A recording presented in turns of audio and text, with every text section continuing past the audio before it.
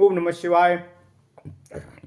ओम नमः शिवाय। ओम नमः शिवाय। ओम नमो भगवते वासुदेवाय। ओम देवकी सुत गोविंद वासुदेव जगतपते देहि में तनियम कृष्ण त्वाम अहम शरणम गतः।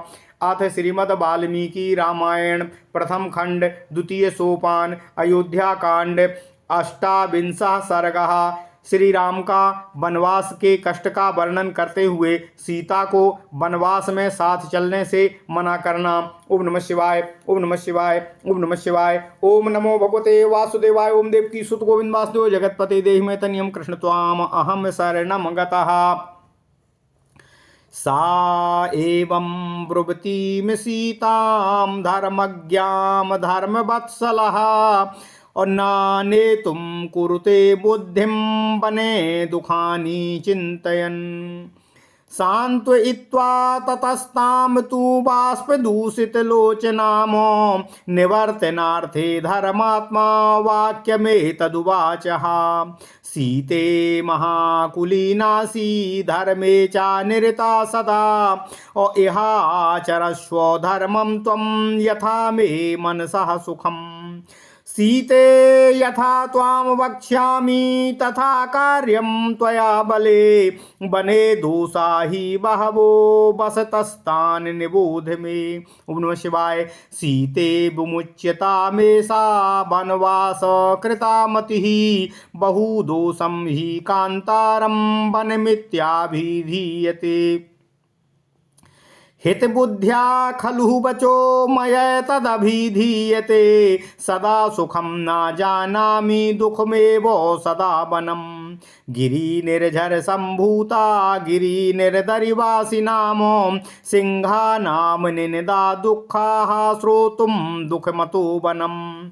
क्रीडमानाश्च विस्त्रब्धा मत्ता शून्ये तथा मृगाः दृष्ट्वा समभिवर्तन्ते सीते दुःखमतो वनम्। ओम नमः शिवाय। ओम नमः शिवाय। साग्राह्या सरितश्चैव पङ्कवत्यस्तु दुस्तराः मत्तैरपि गजैर्नित्यमतो दुःखतरं वनम्। लता कंटक संकीर्णाः क्रकवाकूपनादिताः निरपाश्च सुदुःखाश्च मार्गा दुःखमतो वनम्। सुप्यते पर्णशय्यासु स्वयं भग्नासु भूतले रात्रिषु श्रमखिन्नेन तस्माद् दुःखमतो वनम्। अहोरात्रं च सन्तोषः कर्तव्यो नियतात्मना फलैर्वृक्षावपतितैः सीते दुःखमतो वनम्। उपवासश्च कर्तव्यो यथा प्राणेन मैथिली जटाभारश्च कर्तव्यो बलकलाम्बरधारिणम्। देवतानां पितॄणां च कर्तव्यं विधिपूर्वकं प्राप्तानामतिथीनां च नित्यशः प्रतिपूजनम्। कार्यस्त्रीरभिषेकश्च काले काले च नित्यशः चरतामो नियमेनैव तस्माद् दुःखतरं वनम्। उपहारश्च कर्तव्या कुसुमे स्वयमहाहृतये उपहारश्च कर्तव्या कुसुमे स्वयमाहृतये अर्षेण विधिना वेद्यां सीते दुःखमतो वनम्। ओम नमः शिवाय। यथा लब्धेन कर्तव्या सन्तोषस्तेन मैथिली यथाहारैर्वनचरै सीते दुःखमतो वनम्। अतीव वातस्तिमिरम् अभुभुक्षा चाति नित्यशः भयानि च महान्यत्र ततो दुःखतरं वनम्। सरीसृपाश्च बहवो बहुरूपाश्च भामिनी चरन्ति पथि ते दर्पात् ततो दुःखतरं वनम्। नदीनिलयनाः सर्पाः नदीकुटिलगामिनः अतिष्ठन्त्यावृत्य पन्थानो मतो दुःखतरं वनम्।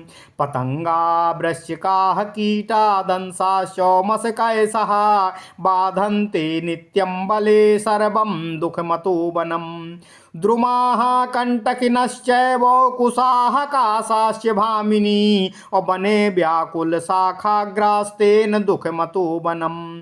कायक्लेशाश्च बहवो भयानि विविधानि च अरण्यवासे वसतो दुःखमेव सदा वनम् क्रोधलोभो विमोक्तव्यो कर्तव्या तपसे मतिः नाभेतव्यं चाभेतव्ये दुःखं नित्यमतो वनम्। ओम नमः शिवाय, ओम नमः शिवाय, ओम नमः शिवाय।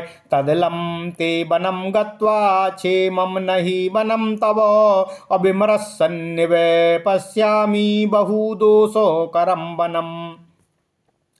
वनं तु नेतुं न कृता मतिर्यदा बभूव रामेण तदा महात्मना नातस्य सीता वचनं चकारतं ततो ब्रवीद राममिदं सुदुखिता।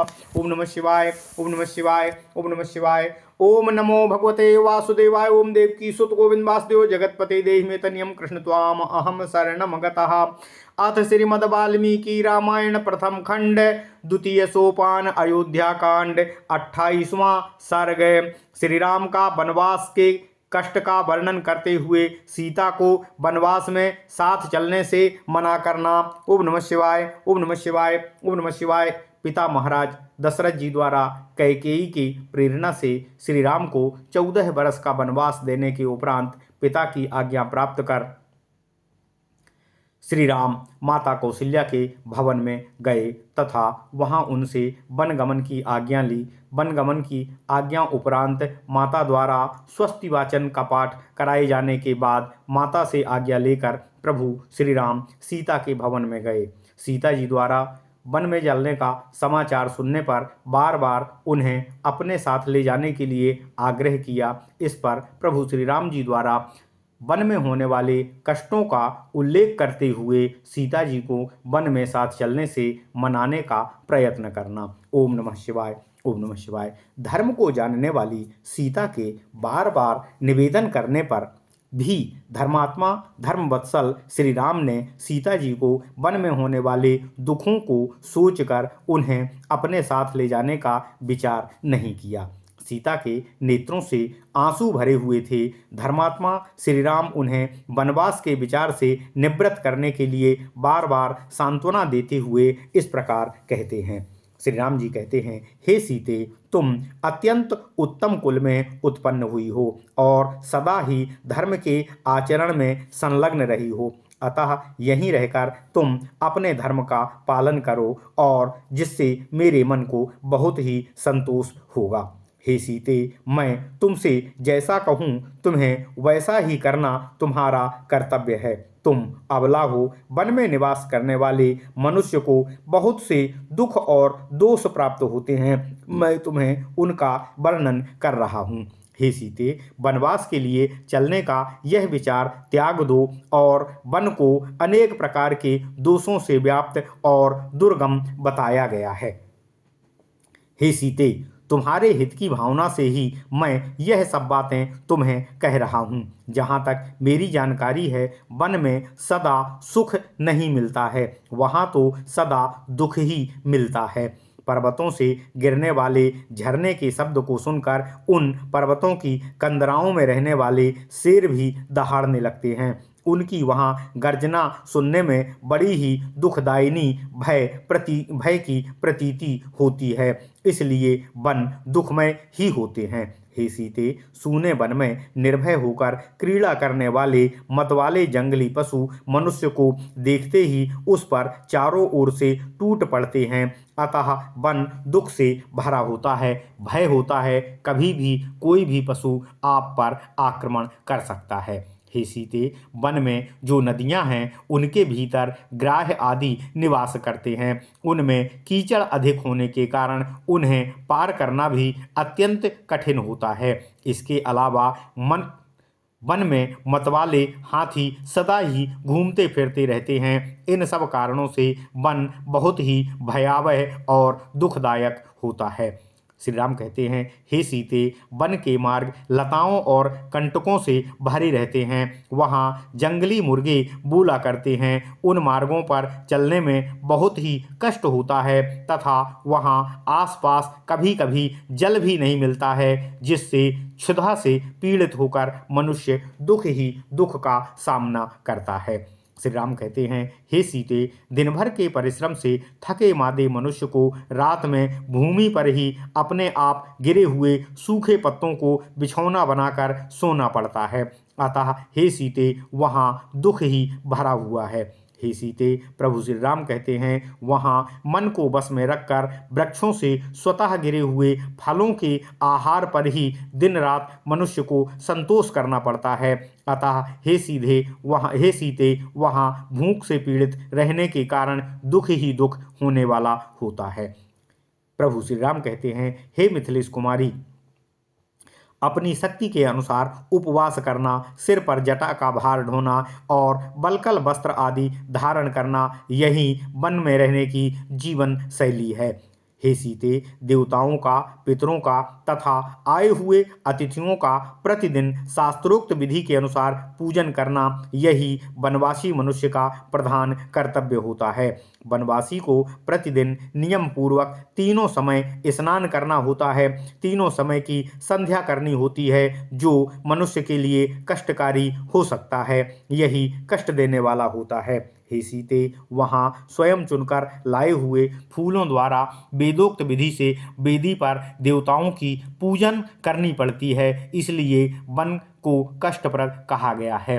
प्रभु श्री राम कहते हैं, हे मिथिलेश कुमारी, हे जानकी, वनवासियों को जब जैसा आहार मिल जाता है उसी पर उसे संतोष करना पड़ता है, इसलिए वन दुख रूप ही होता है। हे सीते, वन में प्रचंड आंधी, घोर अंधकार, प्रतिदिन भूख का कष्ट तथा और भी बड़े बड़े जानवरों से भय की प्राप्ति होती है, इसलिए वन अत्यंत कष्टप्रद होता है। भगवान श्री राम कहते हैं, हे भामिनी, हे सीते, वहाँ बहुत से पहाड़ी सर्प, जो कि अनेक प्रकार के रूप वाले होते हैं, सर्प दंश बीच रास्ते में विचरते रहते हैं। अतः वन अत्यंत ही कष्टदायक होता है। प्रभु श्री राम कहते हैं, हे सीते, जो नदियों में निवास करते हैं और नदियों के समान ही कुटिल टेढ़ी मेढ़ी गति से चलते हैं, ऐसे बहुसंख्यक सर्प वन में रास्ते को घेरकर पड़े रहते हैं, इसलिए वन बहुत ही कष्टदायक और भयदायक होता है। प्रभु श्री राम कहते हैं, हे अबले, हे सीते, हे जनक नंदिनी, पतंगे, बिच्छू, कीड़े, डांस और मच्छर भी वहाँ सदा कष्ट पहुँचाने वाले रहते हैं। अतः संपूर्ण वन ही दुख रूप और भयकारी होता है। हे भामिनी, वन में कांटेदार वृक्ष, कुश और कांस आदि होते हैं, जिनकी शाखाओं के अग्रभाग सभी ओर फैले हुए रहते हैं, इस जो चलने में कष्ट देते हैं, इसलिए वन को विशेष कष्टदायक कहा जाता है। हे सीते, वन में निवास करने वाले मनुष्य को बहुत से शारीरिक क्लेशों और नाना प्रकार के भयों का सामना सदा ही करना पड़ता है, इसलिए वन सदा ही दुख रूप कहा गया है। ओम नमः शिवाय, ओम नमः शिवाय।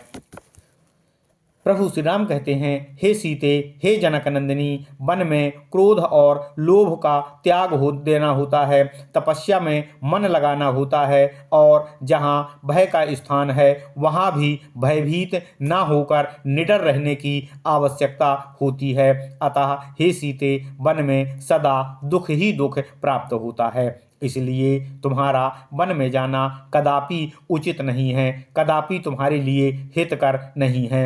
वहाँ जाकर तुम सकुशल नहीं रह सकती हो और मैं बहुत सोच विचार कर देखता और समझता हूँ कि वन में रहना अनेक दोषों का उत्पादक है और भयकारक है, कष्टकारक है।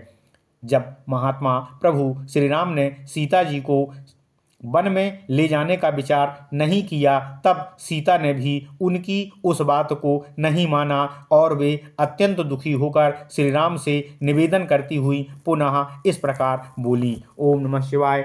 इत्यार्षे श्रीमद् रामायणे वाल्मीकिये आदि काव्ये अयोध्या कांडे अष्टाविंशः सर्गः। इस प्रकार श्री वाल्मीकि निर्मित आर्ष रामायण आदि काव्य के अयोध्या कांड में 28वां सर्ग पूर्ण हुआ।